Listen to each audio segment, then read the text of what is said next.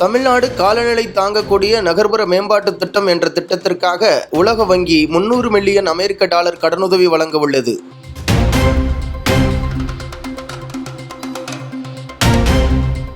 உள்நாட்டில் கட்டப்பட்ட INS இம்பால் போர்க்கப்பல் நாளை கடற்படையில் சேர்ப்பு.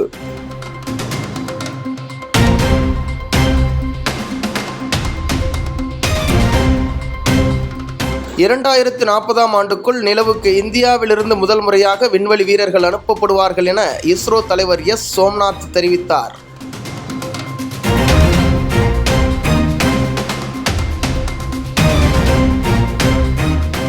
பிரதமர் மோடியின் வெட் இன் இந்தியா இந்தியாவில் திருமணம் யோசனையை முதல் மாநிலமாக உத்தரகாண்ட் அரசு அமல்படுத்துகிறது.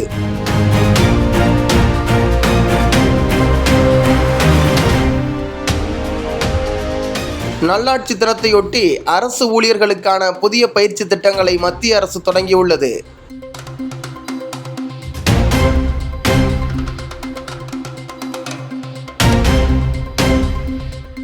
கவிஞர் சுக்ரிதா பால்குமாரின் உப்பும் மிளகும் என்ற புத்தகம் ரவீந்திரநாத் தாகூர் இலக்கிய பரிசுக்கு தேர்வு.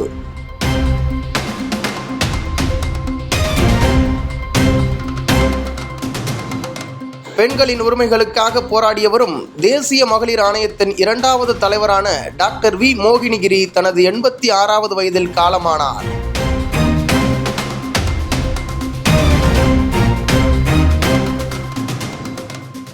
ஆறாவது கேலோ இந்தியா விளையாட்டுப் போட்டி தமிழகத்தில் முதல் முறையாக நடத்த மத்திய அரசு ஒப்புதல்.